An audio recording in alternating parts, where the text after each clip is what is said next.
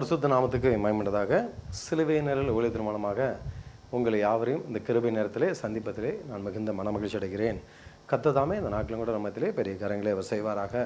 மனுஷன் முகத்தை பார்க்கிறான், கர்த்தர் இதயத்தை பார்க்க தேவனாக இருக்கிறார்.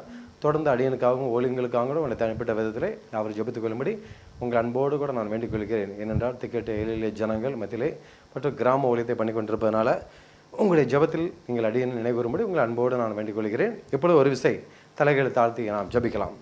பரிசுத்த நல்ல தகப்பனே, இந்த அருமையான நாளும் கூட நம்முடைய தெய்வீக வல்லமை பிரசன்னம் ஆண்டவரே எங்களை மத்தியில் கடந்து வரும்போது நாங்கள் ஜபிக்கிறோம். உங்களுடைய வார்த்தை வல்லம் உள்ளது, ஜீவன் உள்ளது, இருபுறமும் கருக்குள்ள பட்டயமாப்பா. கர்த்ததாமே அடியனை மரத்தை நீங்கள் வெளிப்படுங்க. இயேசு கிறிஸ்துவின் ஜபிக்கிற நல்ல பிதாவே, ஆமென். இந்த நாட்களும் கூட ஒரு வார்த்தையை நான் தியானம் பண்ணியிருக்கிறோம். குணசாலியான ஸ்திரியை கண்டுபிடிப்பவன் யார் அப்படின்னு சொல்லி நாம் பார்க்க போகிறோம். நீதிமொழிகள் 31ஆம் அதிகாரம் 10ஆம் வசனத்தை நாம் பார்க்கும் பொழுது வேதம் இப்படியாக சொல்கிறது, குணசாலியான ஸ்திரியை கண்டுபிடிப்பவன் யார், அவருடைய விலை முத்துக்களை பார்க்கிலும் உயர்ந்ததாம். ஆம் பிரியமானவர்களே, முதலாவதாக குணசாலியான ஸ்திரியை கண்டுபிடிப்பவன் யார் அப்படின்னு சொல்லி பார்க்குறோம். வேதத்தில் பாருங்கள், நிறைய இடங்களில் நம்ம பார்க்குறோம், புத்தியுள்ள ஸ்திரீகள் தன் வீட்டை இணைச்சாங்க, கட்டுறாங்க. புத்தி இல்லாத ஸ்திரியோ தன் குடும்பத்தை இணைச்சாங்க, அழைக்கிறாங்க அப்படிங்கிறத நம்ம பார்க்குறோம். இந்த நாட்களும் கூட குணசாலியான ஸ்திரியை கண்டுபிடிப்பவன் யார் அப்படின்னு சொல்லி வேதம் சொல்கிறது. இன்றைக்கி வாழ்க்கையில் பாருங்கள், அழகான ஸ்திரீகளை நம்ம இணைஞ்சிடலாம், ஈஸியாக கண்டுபிடிச்சிடலாம். பணக்கார ஸ்திரீகளை நம்ம இணைஞ்சிடலாம், ஈஸியாக கண்டுபிடிச்சிடலாம். ஏன்னா விளம்பரம் கொடுத்தாலே இன்றைக்கி போதும், இத்தனை பவுன் வேணும், அத்தனை பவுன் வேணும் அப்படின்னு சொல்லி கொடுத்தா உடனே அதுமாரி நிறைய பேர் நிற்பாங்க. அதேமாரி கவர்மெண்ட் ஸ்டாஃப் தான் எனக்கு வேணும் அப்படின்னு சொல்லி நிறைய பேர் டிமாண்ட் பண்ணுவாங்க. அதுக்காக வருஷ கணக்காக காத்திருப்பாங்க. 40 வயசு ஆனாலும் 45 வயசு ஆனாலும் எனக்கு கவர்மெண்ட் வேலை பார்க்குற பொண்ணு தான் எனக்கு வேணும், அப்போ தான் நம்ம ஃப்ரீயாக இருக்கலாம் அப்படிங்கிறக்காக நிறைய பேர் ஆயுசு நாட்களே தள்ளுவாங்க. அதுவும் கூட எப்படினாலும் அவங்க காத்திருந்ததுக்கு பலனா கண்டிப்பாக ஒரு நாள் இணைஞ்சிரும், கிடச்சிரும். அதுமாதிரி வசதி உள்ளவங்களை, அழகானவங்க எல்லாத்தையுமே ஈஸியாக இணைஞ்சிடலாம், நம்ம கண்டுபிடிச்சிடலாம். வருடங்கள் ஆனாலும் கூட நம்ம பரவாயில்ல, இதுக்காக தான் நான் காத்திருந்தேன், அழகான ஸ்திரிக்காக காத்திருந்தேன், நல்ல அழகான ஸ்திரி எனக்கு கிடச்சிட்டாங்க. அதேமாரி நான் பணக்கார ஸ்திரிக்காக காத்திருந்தேன், எனக்கு நல்ல பணக்கார பிள்ளை கிடச்சிட்டாங்க அப்படின்னு சொல்லி நம்ம எல்லோரும் சந்தோஷப்படுவோம். அதே போல் நல்ல கவர்மெண்ட் ஸ்டாஃபில் உள்ள பொண்ணு வேணும்னு சொல்லி நான் காத்திருந்தேன், இத்தனை வருஷம் ஆனாலும் எனக்கு பரவாயில்ல, எனக்கு கவர்மெண்ட் ஸ்டாஃப் கிடச்சிருச்சு அப்படின்னு சொல்லி சொல்லுவாங்க. ஆனால் வேதம் சொல்கிறது, குணசாலியான ஸ்திரியை கண்டுபிடிப்பவன் யார் அப்படின்னு சொல்லி சொல்லிடுது. அவங்களுடைய விலை எப்படிப்பட்டதான், முத்துக்களை பார்க்கணும் விலையேறப்பட்டதாக இருக்கிறான். இன்றைக்கி வேதத்தில் குணசாலியான ஸ்திரியை கண்டுபிடிப்பவன் யார் அப்படின்னு சொல்லி ஒரு டிமாண்ட் பண்ணுறதை நம்ம பார்க்குறோம். பிரியமானவர்களே, இன்றைக்கும் நம்ம ஆண்டவர்கிட்ட நம்ம கேட்கக்கூடியது என்ன அப்படின்னா, குணசாலியான ஸ்திரி. இன்றைக்கி நிறைய பேர் பாருங்கள், அழகான ஸ்திரிக்காக நான் காத்திருந்தேன், கல்யாணம் முடித்தேன், ஆனால் என் வாழ்க்கை பாருங்கள் அதுக்கு பிறகு ஒரே நரக வாழ்க்கை தான் ஐயா அப்படின்னு சொல்லி சொல்கிறத நான் கேள்விப்பட்டிருக்கிறேன். அதே போல் பணக்கார ஸ்திரியை நான் கல்யாணம் கட்டணும்னு ரொம்ப ஆசைப்பட்டேன், இன்றைக்கி பெரிய கோடீஸ்வரியை தான் கல்யாணம் பண்ணியிருக்கேன், ஆனால் இன்றைக்கு வரைக்கும் காலம் ஃபுல்லாக என் ஃப்ரீடமாக என் சொந்த வீட்டுக்கு கூட என்னால் போக முடியல, அவங்களுக்கே நான் இணைஞ்சிட்ருக்கேன், வேலை பண்ணிக்கிட்டு இருக்கிறேன், வேறு எங்கேயுமே என்னால் போக முடியல, ஏன் அங்கே போகிறேன் இங்கே போகிறேன் அப்படின்னு சொல்லி ஒரு அடிமை போல் நான் வாழ்ந்துக்கிட்டு இருக்கிறேன்.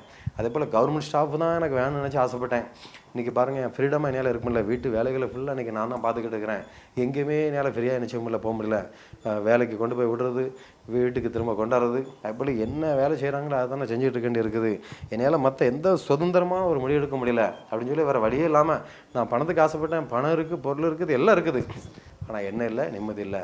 அப்போ நான் அழகுக்கு ஆசைப்பட்டேன், அழகான சரிதானே கிடச்சேன், ஆனாலும் கூட பாருங்கள் நிம்மதி இல்லாமல் இருக்கிறேன். கவர்மெண்ட் ஸ்டாஃப் தான் வேணும்னு நினச்சேன், எல்லாமே இருந்தது, ஆனால் என் வாழ்க்கையில் நிம்மதி இல்லை அப்படின்னு சொல்லி எத்தனையோ பேர் இன்றைக்கி புலம்புறதை நம்ம பார்க்குறோம். பிரியமானவர்களே, எத்தனையோ குடும்பங்கள் பிரிஞ்சு போகிறதே நமக்கு பார்க்குறோம். ஆனால் வேதத்தின் அடிப்படையில் நம்ம ஆண்டவர்கிட்ட எப்படிப்பட்ட பொண்ணை கேட்கணுமா, குணசாலியான ஸ்திரியை தாங்க ஆண்டவரே அப்படின்னு சொல்லி தான் நம்ம வேதத்தில் கேட்க வேண்டுமா. ஏனென்றால் குணசாலியான ஸ்திரி தன் வீட்டை இணைச்சிறா, கட்டுகிறாள் அப்படின்னு சொல்லி நம்ம பார்க்குறோம். குடும்பத்தை ஆசீர்வாதமாக இருக்கிறானோ. இந்த வேதத்திலும் கூட சொல்லப்பட்டது, அவருடைய விலை முத்துக்களை பார்க்க விலையேறப்பட்டதான். ஒரு முத்து பாருங்கள், கடலுக்கு அடியில் சிப்பிக்கிலேருந்து ஒரு முத்தை எடுக்கிறாங்க, கிட்டத்தட்ட அது ரத்தினங்களுக்கு ஒப்பாக இருக்கிறதான், அது விலையேறப்பட்டது, மிகுந்த விலையேறப்பட்டது அப்படின்னு சொல்லி நம்ம பார்க்குறோம். பிறகு அது white colour, pink colour, silver colour, green colour, பழுப்பு கலர், பச்சை, நீலம், கருப்பு, மஞ்சள், இப்படியாக பல கலரில் இருக்குது. இன்றைக்கி பாருங்கள், பாண்டிய நாடு முத்துடைத்து அப்படிங்கிற பழமொழியின்படி இன்றைக்கி பாண்டிய நாட்டில் தான் அதிகமாக கடற்கரை ஓரங்களில் அதிகமாக முத்துக்கள் கிடைக்கக்கூடிய ஒரு இடம். அதுவும் தூத்துக்குடி அந்த மாதிரி கிழக்கு சைட்லாம் பார்த்திங்கன்னா அதிகமான முத்துக்கள் கிடைக்கக்கூடிய இடம். அது விலையேறப்பட்டு தான். அதில் எடுக்கக்கூடியவங்க ஒரு பங்கு அவங்களுக்கு, 2 பங்கு கவர்மெண்ட் கொடுக்கணும் அப்படின்னு சொல்லி சொன்னாங்க. ஆனால் அநேக நாட்களாக இதை எடுக்கக்கூடாது அப்படின்னு சொல்லி தடலாம் பண்ணியிருந்தாங்க. ஆனால் முத்துக்களுடைய விலை பார்த்திங்கன்னா அந்த அளவுக்கு ரொம்ப ரொம்ப ரொம்ப விலையேறப்பட்டது. அதை எடுப்பதற்காக ஒரு விலங்கினத்துலேருந்து அது வரக்கூடியதுனால அதை எடுக்கிறதுக்கும் பாருங்கள், ரொம்ப அதுக்குன்னு பயிற்சி பெற்றவங்க தான் அதை எடுக்கிறாங்க. அதோடைய விலை அவ்வளோ விலையேறப்பட்டதான். பாருங்கள், கடலுக்குள்ளே ஒரு சிப்பிக்குள்ளே போய் ஒரு முத்தை எடுக்கிறாங்க, அந்த அளவுக்கு அது விலையேறப்பட்டதாக இருக்குது. அதே போல் இன்றைக்கி குணசாலியான ஸ்திரியை கண்டுபிடிப்பவன் யார், அவளுடைய விலையே எப்படிப்பட்டதாக இருக்குதான், முத்துக்களை பார்க்கலாம் எப்படி இருக்குதான், விலையேறப்பட்டதாக இருக்குதான். ஒரு விலையுயர்ந்த முத்து எவ்வளோ ஒரு பணம் பெறுகிறதோ அதை காட்டிலும் விலையேறப்பட்டது என்ன அப்படின்னா குணசாலியான ஸ்திரீ. இன்றைக்கி அநேக வீடுகள் நான் ஜோம் நம்ப போயிருக்கிறேன். சமீபத்தில் கூட ஒரு சில குடும்பத்துக்கு போகும்போது, பிரதர் என் பையனுக்கு அலைன்ஸுக்காக நான் ரொம்ப நாள் ஜோம் பண்ண நல்ல மணமகள் வேணும் அப்படின்னு சொல்லி, கடவுளை பாருங்கள் அவளுக்கு வசதி இல்லை, வாய்ப்புகள் இல்லை, ஆனால் நல்ல ஜெபம் பண்ணக்கூடிய ஒரு ஸ்திரீ காலையில் எழுந்துச்சு 5 மணிக்கெல்லாம் நினச்சாரா ஜெபம் பண்ணுறா. அது எனக்கு போதும் பிரதர். நான் கூட வசதி இல்லையே அப்படின்லாம் முதல்ல நான் ஏழாமா நினச்சேன். ஐயோ நம்ம பையன் இந்த பண்ண போய் விரும்புகிறானே, அவருக்கு ஒன்றுமே இல்லையே அப்படின்னு நினச்சேன். ஆனால் அதிகாலையில் எழுந்துச்சு என் மருமக நினைச்சாரா ஜெபம் பண்ணுறாயா. என் வீட்டுக்கே பெரிய ஆசிரமமாக இருக்குது. நாங்கள் கூட ஜெபத்தில் ரொம்ப குறைபட்டு தான் இருந்தோம். ஆனால் அவள் ஜெபம் பண்ணுறதை பார்த்து ஐயோ நம்ம இப்படி தூங்கிட்டு கிடக்கிறோம், நம்மளும் ஜெபம் பண்ணணுமா அப்படின்னு சொல்லி கடைசியில் ஜெபம் பண்ண ஆரம்பிச்சிட்டோம். நீங்கள் எல்லாரும் சேர்ந்து ஜெபம் பண்ணுறதுனால என் வீடே ரொம்ப ஆசிரமமாக இருக்குது பிரதர். அதனால் அவட்ட பொண்ணு இல்லை, பொருள் இல்லை, ஒன்றும் இல்லை, ஆனால் நல்லா ஜபிக்கக்கூடிய ஒரு பொண்ணு, ஒரு ரசிக்கப்பட்ட ஒரு நல்ல பொண்ணாக இருக்கிறா. அதனால் என் பையனுடைய வாழ்க்கையே இன்றைக்கி ரொம்ப சந்தோஷமாக இருக்குது. இந்த உலகத்தில் எவ்வளோதான் பணமாக இருந்தாலும், எவ்வளோதான் பெரிய பெரிய வேலைகள் இருந்தாலும் நிம்மதி இல்லாமல் எத்தனையோ குடும்பங்கள் இருக்குது. ஆனால் பாருங்கள், ரசிக்கப்பட்ட அபிஷேகம் பண்ணப்பட்ட நல்ல குணசாலியான ஸ்திரீ தான் குடும்பத்தை நினைச்சாரா கட்டுக்கிறான். இன்றைக்கி ஒரு சில குடும்பங்கள் சொல்லுவாங்க, நான் அந்தளவுக்கு நல்லா இருக்க காரணமே என் மனைவி தாயா. ஆரம்பத்தில் நான் குடித்தேன், வெறிச்சேன், ஆனாலும் கூட என்னை கேவலமாக தள்ளாமல் அற்பமாக நினைக்காம என் மனைவி எனக்காக தேவ சமூகத்தில் ரொம்ப ஜெபம் பண்ணான். இன்றைக்கி என்னை ஒரு மனுஷனாக என்ன செஞ்சுருக்கிறா, என் மனைவி மாற்றிருக்கிறா.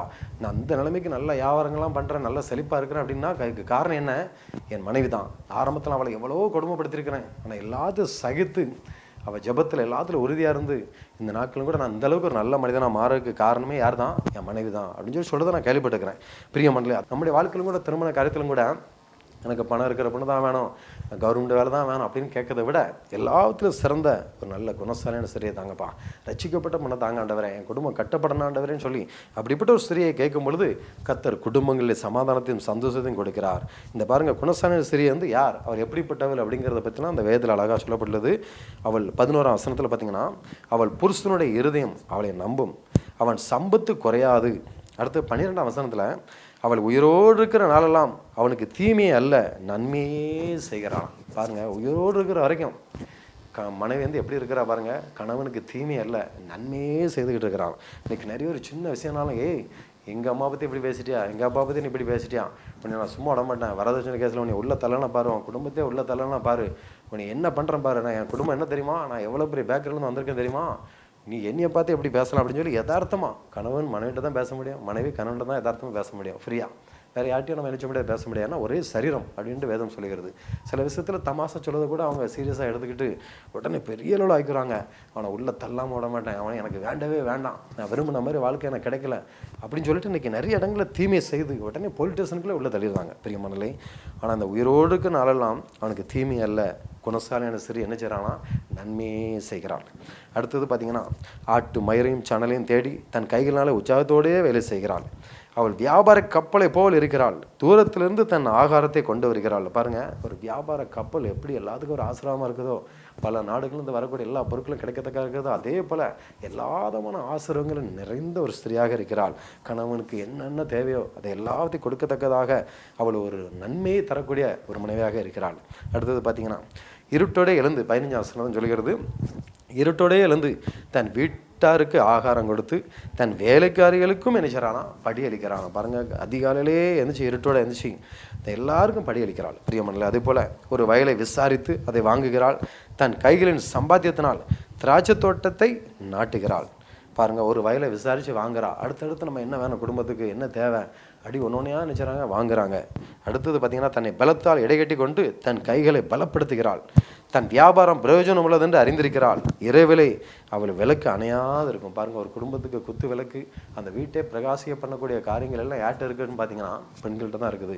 அந்த இரவிலும் அவளுடைய விளக்கு எப்படி இருக்குமா, அணையாது இருக்குமா. ஏன்னா அவளுடைய குடும்பத்தை குறித்து எப்படி நம்ம குடும்பத்தை நடத்திட்டு போனோம், நம்ம கணவரை எப்படி கொண்டு போனோம், பிள்ளைகளை எப்படி கொண்டு போனோம் அப்படிங்கிறத பற்றி யோசித்து ஜபத்தோடு கூட அதே போல் அதிகாலையில் எழுந்து என்ன செய்யணும், ஏது செய்யணும் அப்படிங்கிற எல்லா காரியத்தையும் அவங்க செய்கிறதுனால, வேலைக்காரி கூட படி இழக்கிறதுனால பாருங்கள் அந்த குடும்பமே ஆசீர்வாதமாக இருக்குது.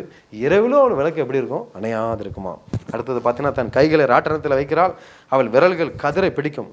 அடுத்த 20ஆம் வசனத்தில் பார்த்தீங்கன்னா, சிறுமையானவர்களுக்கு தன் கைகளை திறந்து ஏழைகளுக்கு தன் கரங்களை கரங்களை நீட்டுகிறாள். இன்னைக்கு நிறைய பேர் பாருங்கள், எவ்வளோ வசதி வாய்ப்புகள் ஆண்டவர் கொடுப்பாரு, நிறைய பணத்தை கொடுப்பாரு, செலவத்தை கொடுப்பாரு. ஆனால் பக்கத்தில் இருக்க ஏழைகளுக்கு கூட என்ன செய்ய மாட்டாங்க, ஒரு பைசா கூட யாருக்கும் என்ன செய்ய மாட்டாங்க, ஹெல்ப் பண்ண மாட்டாங்க. ஆனால் இவள் குணசாலியான சரி என்ன பண்ணுறா பாருங்க, குடும்பத்தில் எல்லாரும் கவனிக்கிறாள். அது மாத்திரமல்ல, ஏழையிலே ஜனங்களுக்கு தன் கரங்களை நினைச்சாரான் நீட்டுகிறான். நம்மளும் ஆண்டவருக்காக ஏழைக்கு இரவும் கத்தருக்கே கடன் கொடுக்குறான். ஏழையிலே ஜனங்களுக்கு, திக்கட்டவர்களுக்கு, விதவைகளுக்கு நம்ம கொடுக்க நம்முடைய சம்பத்தை என்ன செய்யாது, குறையவே குறையாது. இந்த குணசாலியான ஸ்திரீ பாருங்க, வேலையில் எல்லாத்துலையும் அவன் நினைச்சாரான் இடைகட்டக்கூடியவர்களாக இருக்கிறாள். சிறுமியானவர்களுக்கு தன் கைகளை திறக்கிறாள். அது மட்டுமல்ல பாருங்க, தன் சோம்பலின் அப்பத்தை 27 வசனம் எப்படியா சொல்லுகிறது, அவள் சோம்பலின் அப்பத்தை புசியாமல் தன் வீட்டு காரியம் எப்படி நடக்கிறது என்று கண்ணோக்கமாக இருக்கிறாள். யார் யார் என்ன வேலை செய்கிறாங்க, எப்படி இருக்கிறாங்க, அவங்களுக்கு என்ன தேவை, கணவனுக்கு என்ன தேவை, வெளியில் வேலை போயிட்டு வருவார், பிஸியாக இருப்பார், அவருக்கு என்ன தேவை, ஏது தேவை, அவரே பல டென்ஷனில் வருவார். அது நம்ம எப்படி கவனிக்கணும், கணவரை பிள்ளைங்களை அந்த மாதிரி படிச்சுட்டு வருவாங்க, அவங்களுக்கு நம்ம என்ன செய்யணும், அவங்களை எப்படி கொண்டு போகணும், கடலுக்கு நேராக நம்ம எப்படி கொண்டு போகணும், அந்த குடும்பத்தை எப்படி நம்ம ஆசிரமமாக கொண்டு போகணும் அப்படிங்கிறதுலே கண்ணோக்கமாக இருக்கிறாள். வீட்டு காரியம் ஏன் அப்படி டல்லாக இருக்கிறீங்க, என்ன பிரச்சனை அப்படின்னு சொல்லி. இன்றைக்கி பாருங்கள், நிறைய பேர் வேலை வேலை வேலைன்ட்டு கணவர் ஒரு பக்கம் வேலைக்கு போகிறாரு, மனைவி ஒரு பக்கம் வேலைக்கு போகிறாங்க, பிள்ளைங்க ஒரு பக்கம் படிப்பு போகிறாங்க, யாரையாவது வேலைக்கு வச்சுக்கிட்டு தாங்க பிள்ளைங்களை பார்க்குறதுக்கு.